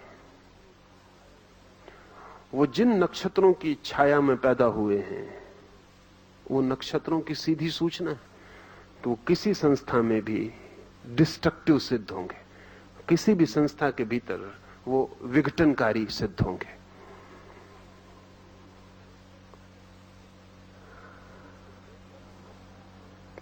भविष्य एकदम अनिश्चित नहीं है। हमारा ज्ञान अनिश्चित है, हमारा अज्ञान भारी है। भविष्य में हमें कुछ दिखाई नहीं पड़ता, हम अंधे, भविष्य का हमें कुछ भी दिखाई नहीं पड़ता। नहीं दिखाई पड़ता इसलिए हम कहते हैं कि निश्चित नहीं है। लेकिन भविष्य में दिखाई पड़ने लगे। और ज्योतिष भविष्य में देखने की प्रक्रिया है। तो ज्योतिष सिर्फ इतनी ही बात नहीं है कि ग्रह नक्षत्र क्या कहते हैं, उनकी गणना क्या कहती है। ये तो सिर्फ ज्योतिष का एक डायमेंशन, एक आयाम है। फिर भविष्य को जानने के और आयाम भी हैं। मनुष्य के हाथ पर खिंची हुई रेखाएं, मनुष्य के माथे पर खिंची हुई रेखाएं हैं, मनुष्य के पैर पर खिंची हुई रेखाएं हैं, पर यह भी बहुत ऊपरी है। मनुष्य के शरीर में छिपे हुए चक्र हैं, उन सब चक्रों का अलग अलग संवेदन है, उन सब चक्रों की प्रतिपल अलग अलग गति है, फ्रीक्वेंसी है, उनकी जांच है। मनुष्य के पास छिपा हुआ अतीत का पूरा संस्कार बीज है।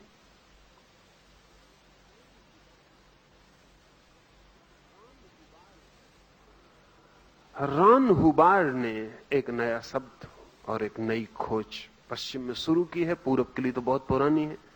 वो खोज है टाइम ट्रैक। हुबार्ड का ख्याल है कि प्रत्येक व्यक्ति जहां भी जिया है, इस पृथ्वी पर या कहीं और किसी ग्रह पर, आदमी की तरह या जानवर की तरह या पौधे की तरह या पत्थर की तरह। आदमी जहां भी जिया है अनंत यात्रा में, उस पूरा का पूरा टाइम ट्रैक, समय की पूरी धारा उसके भीतर अभी भी संरक्षित है। वो धारा खोली जा सकती और उस धारा में आदमी को पुनः प्रवाहित किया जा सकता है। हुबार्ट की खोजों में यह खोज बड़ी कीमत की है। इस टाइम ट्रैक पर हुबार्ट ने कहा है कि आदमी के भीतर एनग्रेम्स है। एक तो हमारे पास स्मृति है जिसमें हम याद रखते हैं कि कल क्या हुआ, परसों क्या हुआ।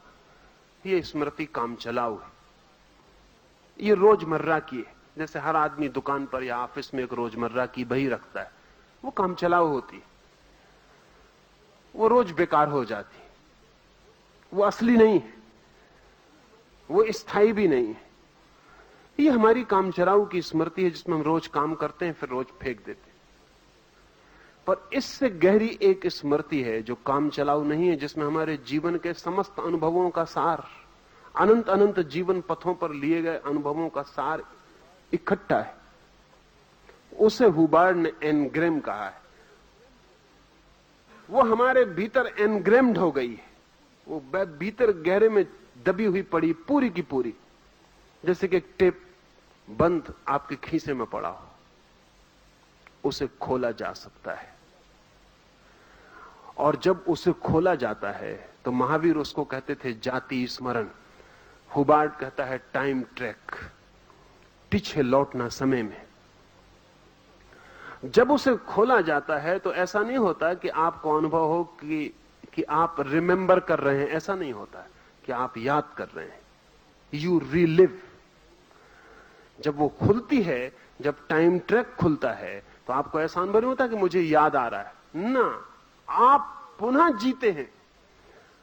समझ लें, अगर टाइम ट्रैक आपका खोला जाए, जो कि खोलना बहुत कठिन नहीं है, और ज्योतिष उसके बिना अधूरा है, तो ज्योतिष की बहुत गहनतम जो पकड़ है वो तो आपके अतीत को खोलने की, क्योंकि आपका अतीत अगर पूरा पता चल जाए तो आपका पूरा भविष्य पता चलता है, क्योंकि आपका भविष्य आपके अतीत से जन्मेगा।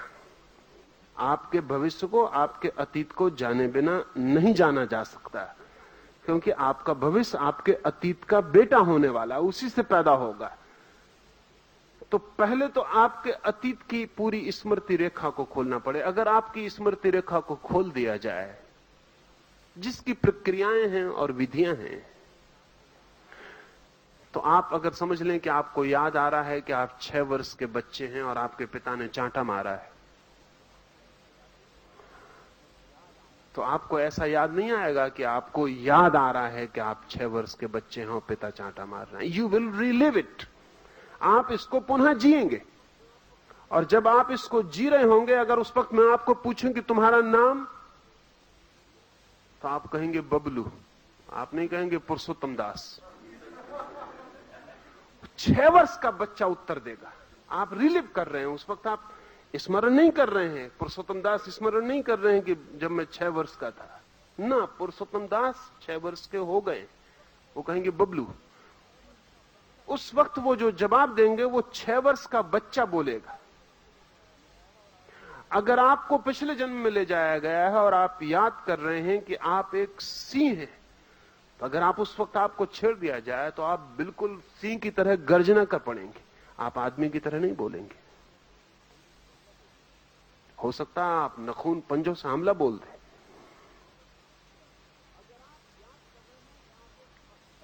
अगर आप याद कर रहे हैं कि आप एक पत्थर हैं और आपसे कुछ पूछा जाए तो आप बिल्कुल मौन रह जाएंगे, आप बोल नहीं सकेंगे, आप पत्थर की तरह ही रह जाएंगे। हुबार्ट ने हजारों लोगों की सहायता की है। जैसे एक आदमी है जो ठीक से नहीं बोल पाता, तो हुबार्ट का कहना है कि वो बचपन की किसी स्मृति पर स्टक हो गया, उसके आगे नहीं बढ़ पाया, तो वो उसके टाइम ट्रैक पर उसको वापस ले जाएगा, उसके एनग्राम को तोड़ेगा, और जब वो 6 वर्ष का हो जाएगा, जहां रुक गई थी, जहां से वो आगे नहीं बढ़ा, फिर जहां वो वहां वापस पहुंच जाएगा, टूट जाएगी धारा, वो आदमी वापस लौट आएगा, तब वो 30 साल का हो जाएगा। वो जो 20 साल का बीच में फासला था 24 साल का, वो उसको पार कर लेगा। और हैरानी की बात है कि हजारों दवाइयां उस आदमी को बोलने में समर्थ नहीं बना पाई थी, लेकिन ये टाइम ट्रैक पर लौट के जाना और पुनः वापस लौट आना, वो आदमी बोलने में समर्थ हो जाए। आपको बहुत दफे जो बीमारियां आती हैं वो केवल टाइम ट्रैक की वजह से आती हैं। ये बहुत सी बीमारियां, जैसे दमा के मरीज की तारीख भी तय रहती है। हर साल ठीक वक्त पर, ठीक तारीख पर उसका दमा लौट आता है, और इसलिए दमा के लिए कोई चिकित्सा नहीं हो पाती, क्योंकि दमा असल में शरीर की बीमारी नहीं है, टाइम ट्रैक की बीमारी है। कहीं स्टक हो गई, कहीं मेमोरी अटक गई है, और जब फिर वही वो आदमी उस समय को स्मरण कर लेता है, 12 तारीख वर्षा का दिन, उसको 12 तारीख आई, वर्षा का दिन आया, वो तैयारी कर रहा, वो घबरा रहा कि अब होने वाला है। आप हैरान होंगे कि इस बार उसको जो दमा होगा, ही इज रीलिविंग। वो दमा नहीं है, वो सिर्फ पिछले साल की 12 तारीख को रीलिव कर रहा है। मगर अब उसका आप इलाज करेंगे, आप उसकी झंझट में डाल रहे हैं। उसका इलाज करने से कोई मतलब नहीं, क्योंकि वो 1 साल पहले वाला आदमी अब है ही नहीं जिसका इलाज किया जा सके। आप दवाएं बेकार खो रहे हैं, क्योंकि दवाएं उस आदमी में जा रही हैं जो अभी है, और बीमार वो आदमी जो 1 साल पहले था। इन दोनों के बीच कोई तारतम्य नहीं है, कोई संबंध नहीं है। आपकी हर दवा की असफलता उसके दमा को मजबूत कर जाएगी और कह जाएगी कि कुछ नहीं होने वाला। वो अगले साल की तैयारी फिर कर रहा है। 100 में से 70 बीमारियां टाइम ट्रैक पर घटित हो गई, पकड़ गई, जकड़ गई बातें हैं जो हम लौट लौट के जी लेते हैं। ज्योतिष सिर्फ नक्षत्रों का अध्ययन नहीं है, वो तो है ही, तो वो तो हम बात करेंगे। साथ ही ज्योतिष और अलग अलग आयामों से मनुष्य के भविष्य को टटोलने की चेष्टा है कि वो भविष्य कैसे पकड़ा जा सके। उसे पकड़ने के लिए अतीत को पकड़ना जरूरी है। उसे पकड़ने के लिए अतीत के जो चिन्ह आपके शरीर पर और आपके मन पर छूट गए हैं, उन्हें पहचानना जरूरी है। आपके शरीर पर भी चिन्ह हैं, आपके मन पर भी चिन्ह है। और जब से ज्योतिषी शरीर के चिन्हों पर बहुत अटक गए हैं, तब से ज्योतिष की गहराई खो गई, क्योंकि शरीर के चिन्ह बहुत ऊपरी हैं। आपके हाथ की रेखा तो आपके मन के बदलने से इसी वक्त भी बदल सकती है। आपकी जो आयु की रेखा है, अगर आपको भरोसा दिलवा दिया जाए हिप्नोटाइज करके कि आप 15 दिन बाद मर जाओगे, और आपको 15 दिन तक रोज बेहोश करके भरोसा पक्का बिठा दिया जाए कि आप 15 दिन बाद मर जाओगे, आप चाहे मरो या ना मरो, आपकी उम्र की रेखा 15 दिन के समय पहुंचकर टूट जाएगी। आपकी उम्र की रेखा में गैप आ जाएगा। शरीर स्वीकार कर लेगा कि ठीक है, मौत आती है। शरीर पर जो रेखाएं हैं वो तो बहुत ऊपरी घटनाएं हैं, भीतर गहरे में मन है, और जिस मन को आप जानते हैं वही गहरे में नहीं है, वो तो बहुत ऊपर है। बहुत गहरे में तो वो मन है जिसका आपको पता नहीं है। इस शरीर में भी गहरे में जो चक्र हैं, जिनको योग चक्र कहता है, वो चक्र आपके जन्मों जन्मों की संपदा का संग्रहित रूप है। आपके चक्र पर हाथ रखकर जो जानता है वो जान सकता है कि कितनी गति है उस चक्र की। आपके 7 चक्रों को छू के जाना जा सकता है कि आपने कुछ अनुभव किए हैं कभी या नहीं। मैं सैकड़ों लोगों के चक्रों पर प्रयोग किया हूं, तो मैं हैरान हुआ कि एकाध या ज्यादा से ज्यादा 2 चक्रों के सिवाय आमतौर से तीसरा चक्र शुरू ही नहीं होता। वो गति नहीं की उसने कभी, वो बंद ही पड़ा है, उसका कभी आपने उपयोग ही नहीं किया।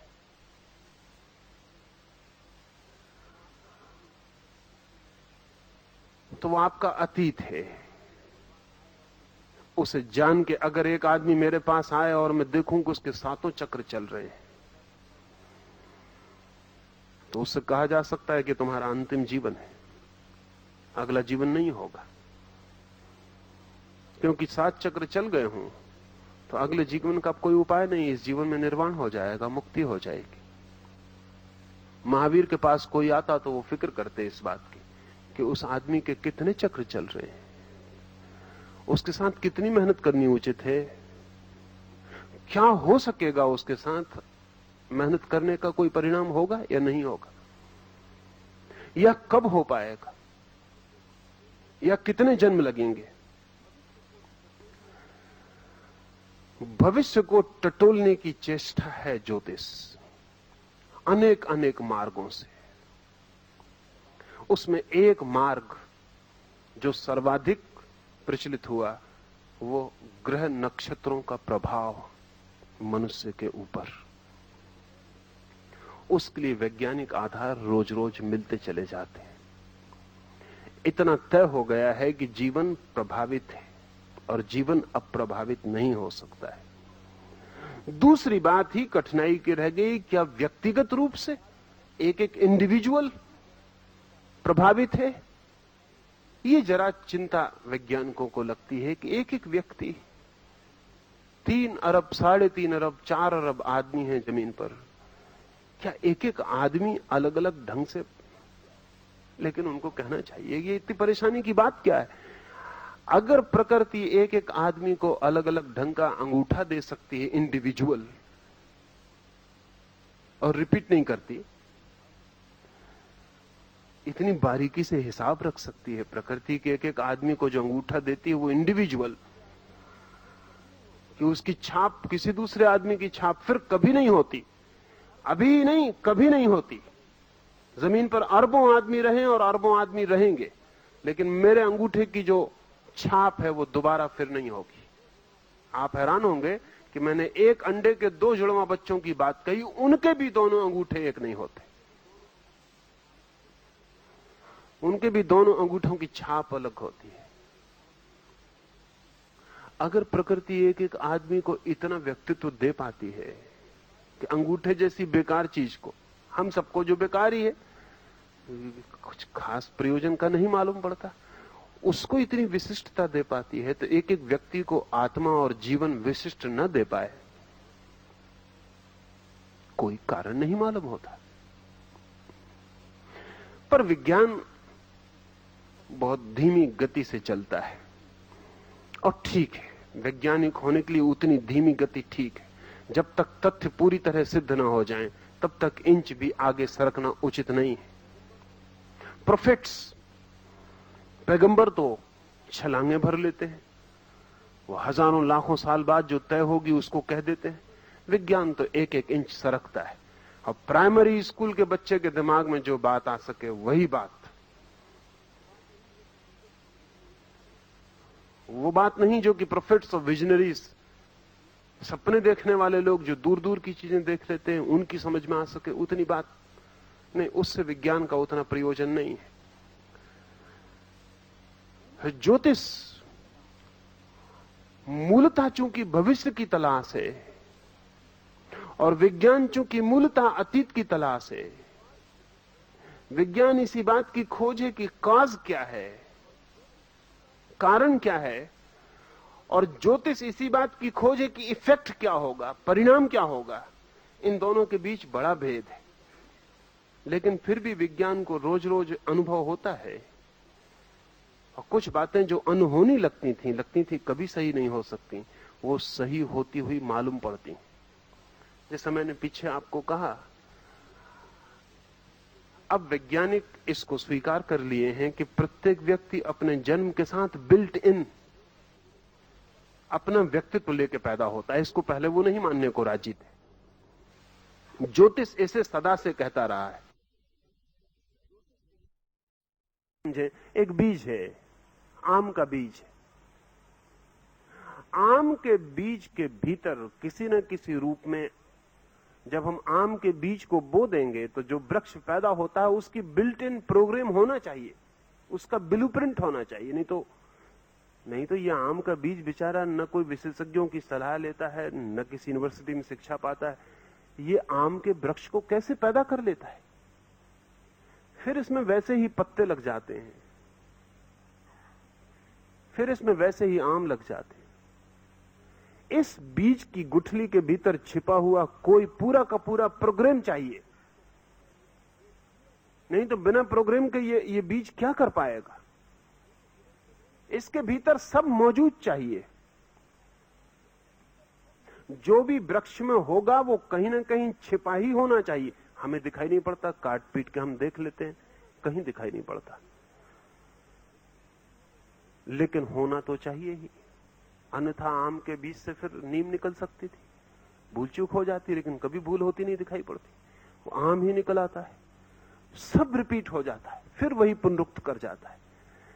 इस छोटे से बीज में अगर सारी की सारी सूचनाएं छिपी हुई नहीं है कि इस बीज को क्या करना है, कैसे अंकुरित होना है, कैसे पत्ते, कैसी शाखाएं, कितना बड़ा वृक्ष, कितनी उम्र का वृक्ष, कितना ऊंचा उठेगा, ये सब इसमें छिपा होना चाहिए। कितने फल लगेंगे, कितने मीठे होंगे, पकेंगे कि नहीं पकेंगे, ये सब इसके भीतर छिपा होना चाहिए।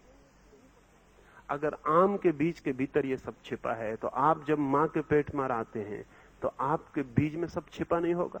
अब वैज्ञानिक स्वीकार करते हैं कि आंख का रंग छिपा होगा, बाल का रंग छिपा होगा, शरीर की ऊंचाई छिपी होगी, स्वास्थ्य अस्वास्थ्य की संभावनाएं छिपी होंगी, बुद्धि का अंक छिपा होगा।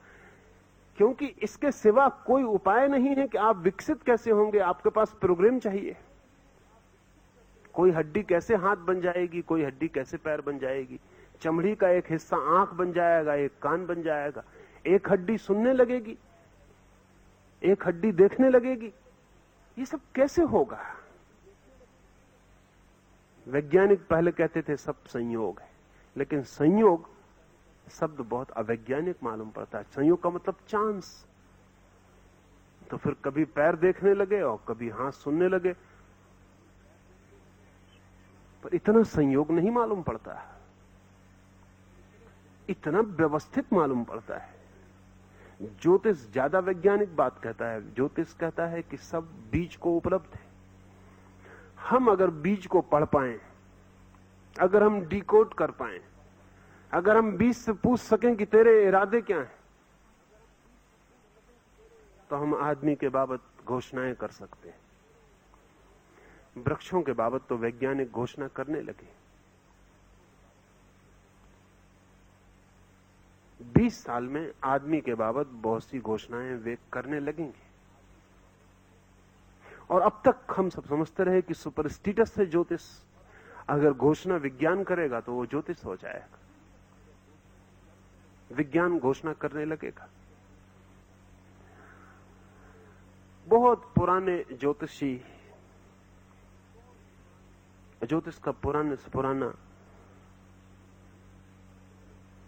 इजिप्शियन एक ग्रंथ है जिसको पैथागोरस ने पढ़ के और यूनान में ज्योतिष को पहुंचाया।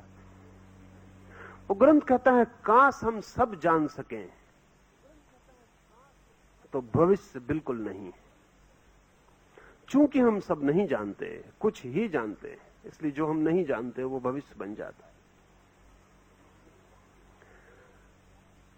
हमें कहना पड़ता है शायद ऐसा हो, क्योंकि बहुत कुछ है जो अनजाना है। अगर सब जाना हुआ हो तो हम कह सकते हैं ऐसा ही होगा, फिर इसमें रत्ती भर फर्क नहीं होगा। आदमी के बीच में भी अगर सब छिपा है, आज मैं जो बोल रहा हूं, किसी न किसी रूप में मेरे बीज में यह संभावना होनी चाहिए थी, अन्यथा मैं ये कैसे बोलता। अगर किसी दिन ये संभावना हो सकी और हम आदमी के बीज को देख सकें, तो मेरे बीज को देखकर मैं क्या बोल सकूंगा जीवन में, उसकी घोषणा की जा सकती थी। क्या हो सकूंगा, क्या नहीं हो सकूंगा, क्या बनूंगा, क्या नहीं बनूंगा, क्या घटित होगा, उस सब की सूचना हो सकती थी। कोई आश्चर्य नहीं है कि हम आज नहीं कल आदमी के बीज में झांकने में समर्थ हो जाए। जन्म कुंडली या हॉरोस्कोप उसका ही टटोलना है। हजारों वर्ष से हमारी कोशिश यही है कि जो बच्चा पैदा हो रहा है वो क्या हो सकेगा। हमें कुछ तो अंदाज मिल जाए तो शायद हम उसे सुविधा दे पाएं, शायद हम उससे आशाएं बांध पाएं। जो होने वाला है उसके साथ हम राजी हो जाएं।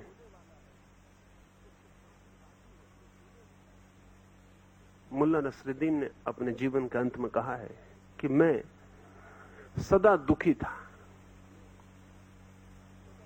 फिर एक दिन मैं अचानक सुखी हो गया। गांव भर के लोग चकित हो गए कि जो आदमी सदा दुखी था और जो आदमी सदा हर चीज का अंधेरा पहलू देखता था वो अचानक प्रसन्न कैसे हो गया। जो हमेशा पेसिमिस्ट था, जो हमेशा देखता ही कांटे कहां कहां है, एक बार नसरुद्दीन के बगीचे में बहुत अच्छी फसल आ गई, सेव बहुत लगे, ऐसे कि वृक्ष लद गए। तो पड़ोसी एक आदमी ने पूछा, सोचा उसने कि अब तो नसरुद्दीन कोई शिकायत न कर सकेगा। कहा कि इस बार तो फसल ऐसी है कि सोना बरस जाएगा। क्या ख्याल है नसरुद्दीन? नसरुद्दीन ने बड़ी उदासी से कहा कि और सब तो ठीक है, लेकिन जानवरों को खिलाने के लिए सड़े सेव कहां से लाओगे? उदास बैठा है। जानवरों को खिलाने के लिए सड़े सेव कहां से लाओगे? सब सेव अच्छे हैं, कोई सड़े हुआ नहीं। एक मुसीबत। वो आदमी एक दिन अचानक प्रसन्न हो गया तो गांव के लोगों ने हैरानी हुई। गांव के लोगों ने पूछा कि तुम क्या राज? तो नसरुद्दीन ने कहा, आई हैव लर्न टू सहयोग करना सीख गए। बहुत दिन लड़के देख लिया, फिर मैंने ये तय कर लिया कि जो होना है होना है। अब मैं सहयोग करता हूं इनइविटेबल के साथ, वो जो अनिवार्य है उसके साथ अब मैं सहयोग करता हूं। अब दुख का कोई कारण ना रहा, अब मैं सुखी हूं। ज्योतिष बहुत बातों की खोज थी, उसमें जो अनिवार्य है उसके साथ सहयोग, वो जो होने ही वाला है उसके साथ व्यर्थ का संघर्ष नहीं, जो नहीं होने वाला है उसकी व्यर्थ की मांग नहीं, उसकी आकांक्षा नहीं। ज्योतिष मनुष्य को धार्मिक बनाने के लिए, तथाता में ले जाने के लिए, परम स्वीकार में ले जाने के लिए उपाय था। उसके बहुत बात करेंगे। आज तो इतनी बात कि जगत एक जीवंत शरीर है, ऑर्गेनिक यूनिटी है, उसमें कुछ भी अलग अलग नहीं है, सब संयुक्त है। दूर से दूर जो है वो भी निकट से जुड़ा है, आज जुड़ा कुछ भी नहीं है। इसलिए कोई इस भ्रांति में ना रहे कि वो आइसोलेटेड आइलैंड है, कोई इस भ्रांति में ना रहे कि कोई एक द्वीप है छोटा सा अलग थलग। नहीं, कोई अलग थलग नहीं, सब संयुक्त है। और हम पूरे समय एक दूसरे को प्रभावित कर रहे हैं और एक दूसरे से प्रभावित हो रहे हैं।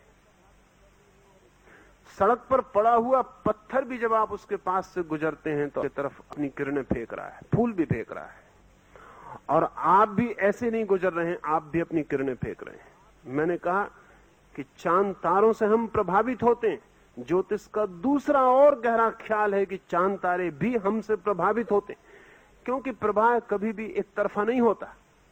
जब कभी बुद्ध जैसा आदमी जमीन पर पैदा होता है तो चांद ये ना सोचे कि चांद पर उनकी बुद्ध की वजह से कोई तूफान नहीं उठते, कि बुद्ध की वजह से चांद पर कोई तूफान शांत नहीं होते। अगर सूरज पर दब्बे आते हैं और सूरज पर अगर तूफान उठते हैं और जमीन पे बीमारियां फैल जाती, तो जब जमीन पर बुद्ध जैसे व्यक्ति पैदा होते हैं और शांति की धारा बहती है और ध्यान का गहन रूप पृथ्वी पर पैदा होता है, तो सूरज पर भी तूफान फैलने में कठिनाई होती। सब संयुक्त है। एक छोटा सा घास का तिनका भी सूरज को प्रभावित करता है और सूरज भी घास के तिनकों को प्रभावित करता है। न तो घास का तिनका इतना छोटा है कि सूरज कहे कि तेरी हम फिक्र नहीं करते, और न सूरज इतना बड़ा है कि ये कह सके कि घास का तिनका मेरे लिए क्या कर सकता है। जीवन संयुक्त है, यहां छोटा बड़ा कोई भी नहीं, एक ऑर्गेनिक यूनिटी है, एकात्म। इस एकात्म का बोध अगर आए ख्याल में तो ही ज्योतिष समझ में आ सकता है, अन्यथा ज्योतिष समझ में नहीं आ सकता। तो एक तो मैंने ये बात आज कही। कल और आयामों पर हम धीरे धीरे बात करेंगे।